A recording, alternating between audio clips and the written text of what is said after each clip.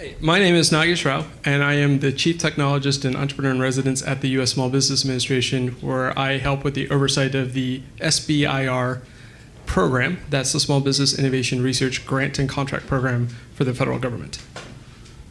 And my name is Christine Calvosa. I am the Deputy CIO for Technology and Resiliency at the FCC, where I cover areas for cloud integration, tailored platforms, IT security, and IT operations. And Nagesh didn't say this, so I will say it, but his unofficial title is also the Get Shit Done guy at SBA. So when you need something done, you call Nagesh. Yes, that is true. And I can say that because I run this. Okay, so let's dive into cybersecurity, right? The big news lately would be that the cyber budget the White House put out not too long ago, a couple weeks ago, increased significantly. We had, $5 billion, I think Harold Urah in the audience was saying, around $5 billion, almost $6 billion increase from last year. So clearly it's a priority for the administration as they come to a close. Just give us your overall roles with cyber in your organizations really quick before we dive into the weeds. I think that'll help. Ladies first. Sure, thank you. So I'm actually responsible for overseeing the IT security program. I do have a CISO who does the day-to-day work, but in the end, when things come through from a technology perspective, process, or policy perspective, I am responsible. And for me, I oversee the data set for SBIR.gov. So the 11 agencies that participate in this R&D program send their data to us at U.S. Small Business Administration. My job is to oversee that whole curation of data and making sure it all sinks in properly for the public's consumption. All right. So some of the cool stuff, and we always do little briefings before we do these events so that we don't look stupid up here. We know what we're talking about. One of the things that caught my attention when we were talking earlier, Christine, I was working from home, by the way. It was a great day. I hope you guys got out and had some sun. I definitely did. So behavior analysis was something that I thought was interesting. So you guys are trying to be proactive with cyber as opposed to waiting for your agency to get hacked, FCC stuff to go out. And we'll come to the cloud too, because they have one of the most interesting use cases of cloud computing in government. It's definitely worth a read, and I've actually reported on it. But anyway, talk about that, like getting proactive, getting ahead of problems before they happen. Right, so like many agencies, we're learning from the OPM mishap. So what we're doing is we're actually being more proactive and investing in areas for insider threat and behavioral analysis. So we're looking at, of course, a lot of it comes with policy and process, but also the tool sets that'll help us become more proactive to see what people's behaviors look like and to see if they're doing things out of the norm. We do have forensics within the agency, and we do that proactively as well. But we're taking another step and a step higher so that we can see trends and forecast those so we can be proactive and take action before something harmful can happen. So we're actually very eager to move that forward this year. So for us, it's a little bit different. So we have our cybersecurity protocols and all that stuff around the SBIR.gov site, but that's all public data, and we're just making better sense of it. What's really interesting is what the SBIR program is doing to incentivize the growth of next generation tools in cybersecurity. So just quick show of hands, how many have heard of the SBIR program? A few. And I just want to give a shout out to my colleague right there, Harry Anastopoulos from the Hill. He's actually a partner in crime for me who works on the SBIR program for the Senate. Do you want to come be on the panel Committee with us, or would you prefer to sit in the back? You can use mine.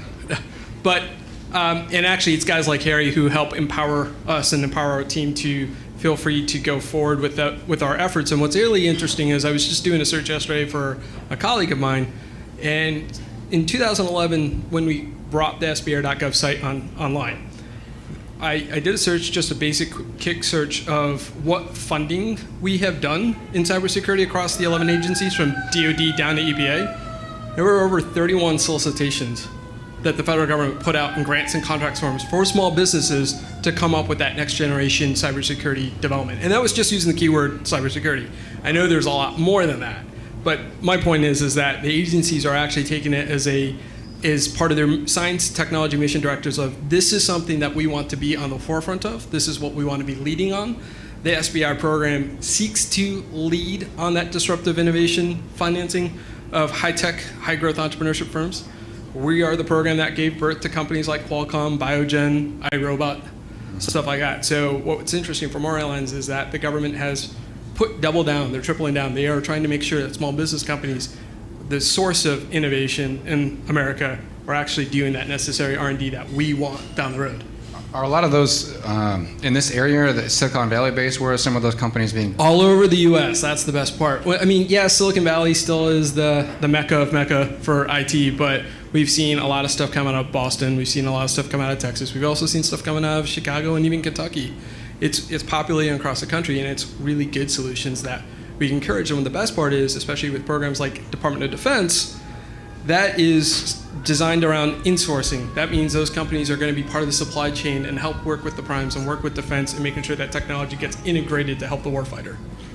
All right, I want to see if there's any questions early before we continue our conversation. Anybody got any?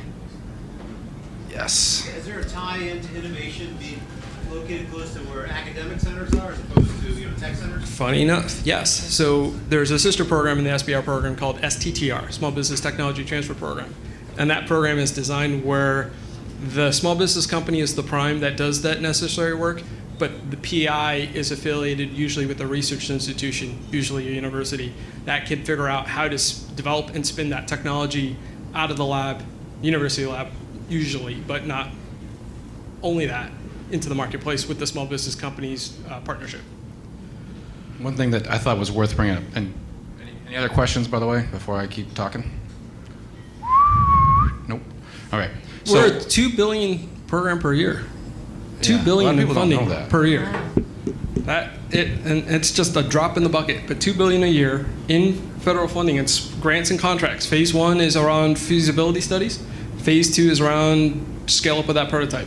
Phase 1 grants and contracts cap out at $150K, hard cap $225,000.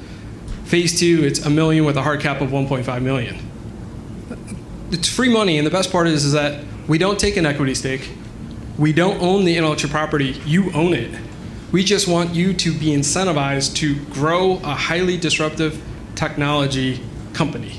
Free money, you say? It is free money, but it comes with strings attached, which is bureaucracy. So I want some paperwork, which sucks, but it's taxpayer dollars going hard at work. Like just scratching the surface of the program. So we've put in around $40 billion since '82 into this program collectively. Wow. The market caps of two major companies, just scratching the surface, is $120 billion. That's Qualcomm at $70 billion, Biogen at $50 billion. Those two are graduates of the SBR program back in the day. That's just scratching the surface, and I even gotten into the number of companies that have come out of this program that have been rock stars. All right, it's cool that your position allows you to kind of have that visibility across what's going on in the country, and then you still do a lot internally with SBA in general on the cyber policy. I wear like 3-4 hats, so yes. Right, man of many hats. I want to talk about cloud for a hot second because you hear that a lot in the Beltway that cloud's not maybe as safe as on-premise systems are, and sometimes you hear the opposite. Well, one, I think, pretty interesting example of what the FCC's done is attempting to go entirely 100% to the cloud by, I think, 2017, and you guys have made a pretty good divot into that. There are a couple of things that are interesting to me about that, but one of them is that there's a big challenge on the budget side for you guys to bring in new cyber talent and stuff like that. But when you move to the cloud, you're kind of outsourcing that to contractors anyway, right. And typically ones that have met FedRAMP or whatever certifications, FISMA, et cetera, that they have to do. Maybe you can talk a little bit about that. Yeah, so we have taken a huge shift, even the past. So I've only been at FCC. I was just telling Harry and his colleague that I was there about for a year and 3 months. And even in the year and 3 months we've been there, we are literally moving to the cloud. So we're done with custom development. We're done with on-premise development. We are moving and modernizing to the cloud, and that's a huge effort. We have big efforts underway when it comes to our main key mission areas like licensing, and we're doing some reporting and business intelligence that this gentleman right here is helping with, Andrew Nebus. And we are eager to continue to move forward. We are also ensuring that as we move these services and modernize, that we're moving to the cloud, right? And I mean that we're ensuring that security is at the level that we want to make sure is secure.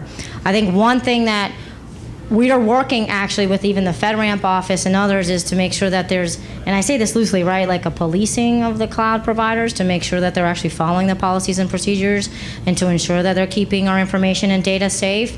And so I think that hasn't matured to the level that we want, but we're taking proactive steps in order to ensure that not only us, but other folks can and make sure that the cloud is keeping the information secure. I think it's important. I don't want to just give it to the cloud and say, here you go, and then pretend that they're doing everything for us, right? I think it's onus on us and the government and the FedRAMP office to make sure that they are keeping our data safe. I was just talking to Frank earlier, right? He kind of said, hey, I don't think there's been a data breach with the cloud provider, and I said, I think you're wrong, right? I think there has been. I'm often wrong, actually. And so I think we need to make sure that we keep an eye on that. So. All right, I want to go around. Any more questions? Yeah, is there a reason that you're subcontracting to private companies for the cloud and just not doing it federally yourselves inside the government? What we're trying to do is we're trying to bring in a different talent and people who know how to do the cloud integration, make sure that it's safe. I think the problem that I have and many people have is that people are used to having something that they can touch and feel and touch, and it's completely different, right? And your mindset has to change. So what we're trying to do is get the right people who have already taken that big leap into the cloud and have them come help us, and really the federal staff be prepared to jump in with both feet. Sure, yeah, no, my question was why not have a federal cloud like run by the U.S. government instead of having a private cloud that you host? So the federal federal government has like quote unquote clouds that and actually it's part of the FedRAMP package. I used to work at USDA and they have NITSE, which is FedRAMP certified, right? But I also have experienced that there's things that are not being done correctly, I would venture to say, right? So I think that we want to keep our options open. We don't want to close ourselves to and limit ourselves.